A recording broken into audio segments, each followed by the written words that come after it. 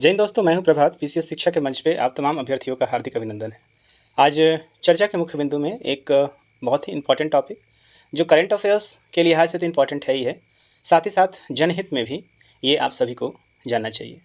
तो आइए चलते हैं सेशन में, देखते हैं कौन सा है वो खास टॉपिक। तो हम यहाँ बात करने जा रहे हैं जनगणना 2027 की। आप सभी को ज्ञात होगा कि इससे पहले जो जनगणना 2021 में होने वाली थी, वो जनगणना कोविड के कारण आगे बढ़ गई और ये जनगणना 2027 की जो जनगणना है वो सामने आएगी। इसके लिए कार्यक्रम शुरू हो चुका है और इसके लिए अभी हाल फिलहाल में ही प्रेस ब्यूरो ऑफ इंडिया ने एक नोटिफिकेशन भी निकाला है। तो आइए चलिए उससे संबंधित ये बात करते हैं और परीक्षा के दृष्टिकोण से काफ़ी इंपॉर्टेंट है। तो यदि आपने चैनल को सब्सक्राइब नहीं किया है तो चैनल को जरूर सब्सक्राइब कर लीजिए ताकि इस तरह के इंपॉर्टेंट अपडेट आप सभी को समय पर मिलता रहे। आइए चलते हैं सेशन में। ये आप देख पा रहे हैं यहाँ पे PIB का ये नोटिफिकेशन है, मिनिस्ट्री ऑफ होम अफेयर्स, और 30 मार्च 2026 को 3:22 पे ये PIB दिल्ली के द्वारा रिलीज किया गया है। Registrar general and census commissioner of India addresses press conference of census 2027 in Delhi today. तो आप देख पा रहे हैं यहाँ पे क्या लिखा हुआ है। यहाँ से क्वेश्चन बनने की संभावना निश्चित रूप से काफ़ी रहेगी आने वाले किसी भी एग्जामिनेशन में, इसलिए इसे ध्यान से पढ़ना जरूरी है। तो world largest census to be conducted in 2 phases. First phase to begin from 1st of April 2026 for the first time. The census will be conducted digitally and for the first time the option of self-enumeration will also be available. तो इस बार जो जनगणना हो रहा है, आपके दरवाजे पे जो जनगणना अधिकारी आएंगे, उसके अलावा सबसे ज़्यादा जरूरी यहाँ पे ये है कि स्व जनगणना करने का भी ऑप्शन अब यहाँ पे रहेगा और यही कारण है कि इस जनगणना को पहला डिजिटल जनगणना का भी नाम दिया जा रहा है।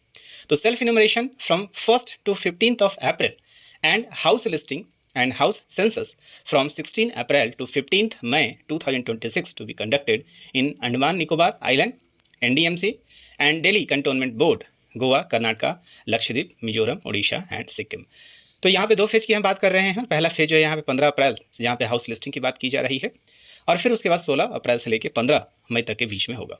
अब यहाँ पे ध्यान देने वाली बात है कि सारे स्टेट के लिए एक डेट दे दिया गया है और वो डेट है जहाँ पे आप सेल्फ इन्यूमरेशन कर सकते हैं। आप खुद से जनगणना का पार्ट अपने आप को बना सकते हैं, अपना जनगणना खुद सरकार को दे सकते हैं। So self enumeration is a secure web based facility through which respondent can enter their information online in 16 languages before the door to door survey. तो 16 भाषा में ये पूरा का पूरा जो वेब पोर्टल है अवेलेबल रहेगा। इन 16 भाषा के अंतर्गत आप अपने आप को इसके अंतर्गत इनरोल कर सकते हैं। इनोमरेटर आप देख पा रहे हैं यहाँ पे। So enumerators will collect and submit data directly through mobile app using their smartphone. All necessary provisions have been made to ensure data security. More than 3 million enumerators, supervisors and other officials will be involved in census 2027. तो सबसे important यहाँ पे ये है कि जो census हो रहा था, आपको याद होगा कि लास्ट जो सेंसस हमारे पास जो डेटा है वो 2011 का है और उसके बाद इस सेंसस को होना था 2021 में। चूँकि सेंसस 2021 में कोरोना का समय चल रहा था इसलिए नहीं हुआ और उसके बाद आप देख रहे हैं कि इलेक्शन ही हमारे यहाँ था, फिर उसके कारण नहीं हुआ। सरकार अब इसको कंप्लीट रूप से, चूँकि इसका फंड रिलीज हो चुका है, सारी प्रोसेस पूरी हो चुके हैं और यहाँ पे अब गवर्नमेंट इसको 2027 तक इसके आंकड़े को हमारे सामने ला देगी। इसीलिए ये जो जनगणना है इसे 2027 का नाम दिया गया है और किस क्रम का है ये भी याद रखिएगा, तो ये 16वें क्रम का है। और जनगणना का इतिहास हमारे देश में सन 1872 से शुरू होता है और उसके बाद आप देखेंगे 1881 से हर 10 वर्षों पे हमारे पास जनगणना होता रहा है, मतलब स्वतंत्रता के पहले से ही। और ऐसे में आपको लॉर्ड मेयो का नाम जरूर याद आ रहा होगा। आइए चलते हैं आगे भी देखते हैं। तो यहाँ पे गवर्नमेंट के द्वारा कुछ डेट दिए गए हैं और आप अपने अपने क्षेत्र में जहाँ जहाँ के रहने वाले हैं अपने स्टेट के अनुसार डेट को जरूर नोट कर लें। सो 1 अप्रैल से जो 15 अप्रैल है यहाँ पे सिर्फ इनोमरेशन पीरियड है, मतलब आप अपने आप से ही इस पोर्टल पे जाके जनगणना दे सकते हैं। तो कौन कौन सा जगह है? अंडमान निकोबार, दिल्ली, गोवा, कर्नाटका, लक्षद्वीप, मिजोरम, उड़ीसा एंड सिक्किम। तो ये 1 अप्रैल से लेकर 15 अप्रैल तक इनके लिए पोर्टल ओपन रहेगा। इस पोर्टल के अंतर्गत 33 प्रश्नों का जवाब देना होगा। आगे हम बताएंगे उन 33 क्वेश्चंस कौन कौन से होंगे। और यहाँ पे हाउसिंग सेंसस पीरियड भी दिया हुआ है, मतलब जो घरों की जनगणना होती है। उसके बाद आप देखेंगे 5 अप्रैल से 19 अप्रैल के बीच में गुजरात, दादर नागर हवेली, दमन दीव का है। उत्तराखंड के जो लोग रहने वाले हैं उनके लिए जो डेट है 10 अप्रैल से लेकर 24 अप्रैल, मतलब जिसमें मैं लेक्चर रिकॉर्ड कर रहा हूँ, उनके लिए ऑप्शन ओपन है और आप साइट पर जाके अपना जनगणना दे सकते हैं। सेकंड है आपका मध्य प्रदेश, आंध्र प्रदेश, अरुणाचल प्रदेश, चंडीगढ़, छत्तीसगढ़ और हरियाणा। ये 16 अप्रैल से 30 अप्रैल है। बिहार वासी जितने भी बिहार के लोग इस वीडियो को देख रहे हैं उनके लिए ये डेट याद रखना है, 17 अप्रैल से लेकर और 1 मई के बीच में आप अपना सेल्फ इन्यूमरेशन कर सकते हैं। अपने जनगणना का डाटा खुद ही ऑनलाइन आप इसको भर सकते हैं। तेलंगाना के 26 अप्रैल से 10 मई, पंजाब का डेट अभी यहाँ पे 30 अप्रैल से लेकर 14 मई के बीच का है, दिल्ली के लिए 1 मई से 15 मई का है, उत्तर प्रदेश में ये 7 मई से लेकर 21 मई के बीच में ये पोर्टल ओपन होगा। जम्मू कश्मीर, लद्दाख एंड पुदुचेरी के लिए 17 मई से 31 मई, हिमाचल प्रदेश 1 जून से 15 जून, केरला एंड नागालैंड के लिए 16 जून से 30 जून, तमिलनाडु त्रिपुरा 17 जुलाई से लेकर 31 जुलाई, आसाम में 2 अगस्त से 16 अगस्त, मणिपुर 17 अगस्त से लेकर 31 अगस्त, वेस्ट बंगाल का चूंकि यहाँ पे इलेक्शन है तो अभी यहाँ पे कुछ डिसाइडेड अभी नहीं हुआ है। तो ये आप देख पा रहे हैं, ये वो डेट था जिस डेट के अंतर्गत आप सेल्फ इन्यूमरेशन कर सकते हैं, लेकिन मतलब आप अपना जनगणना खुद दे सकते हैं। अब आइए देखते हैं कि जब आप सेल्फ इन्यूमरेशन प्रोसेस में जाएंगे, ये जो मैं रेफरेंस ले रहा हूँ 9 अप्रैल का है, ये दैनिक जागरण के बिहार वाले पेज पे आया हुआ है, जहाँ पे राजस्व एवं भूमि सुधार विभाग के द्वारा जनगणना कोषांग के द्वारा ये नोटिफिकेशन जारी किया गया था और उसमें ये बताया गया था कि आपसे जो सेल्फ इन्यूमरेशन के दौरान या जनगणना के दौरान जो 33 क्वेश्चंस पूछे जाएंगे वो कौन कौन से होंगे, इस चीज़ को देखें। तो नोटिफिकेशन आप देख लीजिए। सबसे इंपॉर्टेंट यहाँ पे देखिए, यहाँ पे थीम क्या दिया गया है, जनगणना से जन कल्याण। इसको भी आप याद रखेंगे क्योंकि यहाँ से प्रश्न बनने की संभावना ज़्यादा रहती है।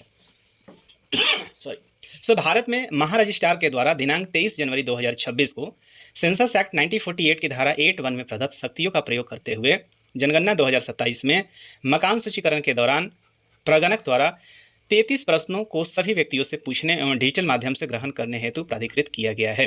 तो आप देखिए वो 33 प्रश्न क्या क्या हैं। सबसे पहला देखिए, आपके घर के बारे में जानकारी पूछी जाएगी और इसमें आप फेक साइट से भी बहुत अवेयर हैं क्योंकि ऐसे में फेक साइट से भी आपसे बहुत सारा जानकारी लिया जा सकता है। तो देखिए, सबसे पहले जो आवासीय जानकारी है वहाँ पे कुल 7 प्रश्न हैं। मकान का संख्या आपको देना होगा, जनगणना मकान का संख्या रहेगा, घर किस फर्श पे है, मतलब किस स्टेयर पे हैं आप, कौन सा महला है, मतलब किस फ्लोर पे हैं आप, घर के दीवार की सामग्री क्या है, घर के छत की सामग्री क्या है, घर का उपयोग किस लिए हो रहा है और घर की स्थिति क्या है। मतलब इससे ये जानने का प्रयास करेंगे कि आपकी बेसिकली आर्थिक स्थिति कैसी है। दूसरा देखें, पारिवारिक जनगणना में क्या है, तो परिवार की संख्या कितनी है, मतलब एक परिवार जो आप लोग रह रहे हैं उसमें कितने लोग हैं, घर में कितने जन रहते हैं, पूरे घर में कितने लोग रह रहे हैं, परिवार के मुखिया का नाम क्या है, परिवार के मुखिया का लिंग मतलब मेल फीमेल, परिवार के मुखिया की जाति SC ST यदि है तो वो बताएं या अदर है वो भी बताएं, घर स्वयं के नाम का है या किराए पे आपने लिया हुआ है, घर में कितने कमरे हैं और घर में कितने विवाहित परिवार रहते हैं। तो ये जो है आप देख पा रहे हैं 8 से लेकर 17 मतलब 8 प्रश्न आपको किस में देना होगा, अपने पारिवारिक जानकारी के रूप में। आगे देखिए, जल और स्वच्छता विवरण है। तो पेयजल का स्रोत क्या है, पानी कहाँ से मिलता है आपको, उपलब्धता कैसी है, प्रकाश का मुख्य स्रोत क्या है, शौचालय की सुलभता क्या है, किस प्रकार का शौचालय है, गंदे पानी का निकास कैसे हो रहा है, स्नान गृह की उपलब्धता है या नहीं है, रसोई घर में आप क्या इस्तेमाल करते हैं, LPG है या PNG है, खाना पकाने का मुख्य साधन क्या है, परिवार के खाने का मुख्य अनाज क्या है। तो ये जो प्रश्न रहेंगे 16 से लेकर 25 मतलब 10 प्रश्न जो आपको यहाँ पे दिख रहे हैं ये जल से संबंधित है। जो इलेक्ट्रिक अप्लायंसेज या जो डोमेस्टिक अप्लायंसेज घर में जो हम लोग इस्तेमाल करते हैं उसके लिए कि आपके पास रेडियो है, टेलीविज़न है, इंटरनेट की सुविधा है, लैपटॉप कंप्यूटर है, टेलीफोन मोबाइल स्मार्टफोन है, साइकिल स्कूटर मोटरसाइकिल या मोपेड क्या है आपके पास, कार है, जीप है, वैन है और मोबाइल नंबर क्या है। तो ये जो 33 क्वेश्चंस हैं ये जब आप पोर्टल पे जाएंगे तब आपसे पूछा जाएगा, इस बात को आप याद रखेंगे। अब प्रश्न ये उठता है कि जब आप पोर्टल पे जाएंगे तो कौन सा वो पोर्टल है, कैसे आप इसे ओपन करेंगे, इस बात को भी समझें। तो आप देख रहे हैं कि यहाँ सभी 33 प्रश्नों का सही उत्तर देना सेंसस एक्ट 1948 की धारा 8 में अनिवार्य है, मतलब आप किसी भी प्रश्नों को स्किप नहीं कर सकते हैं। दूसरा है, सभी 33 प्रश्नों का उत्तर स्वगणना में दिनांक 17/4 से लेकर 1/5 तक वेब पोर्टल पर स्वयं दिया जा सकेगा। ध्यान दीजिएगा, ये जो डेटा है ये बिहार ने निकाला है, मतलब आपको पता है कि बिहार में जो जनगणना सेंसस है वो 17 तारीख से है।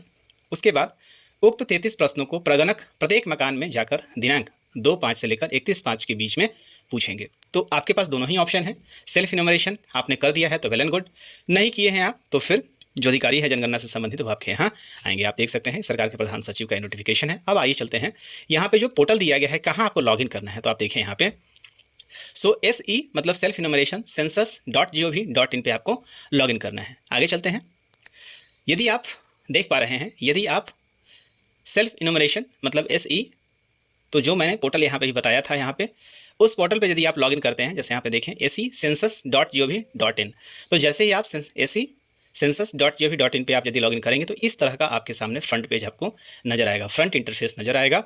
आप देख रहे हैं यहाँ पे स्वगणना की अवधि है, यहाँ पे जाएंगे और सबसे पहले आपको करना क्या है, HLO है ना, सेल्फ इन्यूमरेशन यहाँ पे लॉगिन करना है, ठीक है। और बेसिकली ये हाउस वाला क्वेश्चन इसमें ज़्यादा होगा।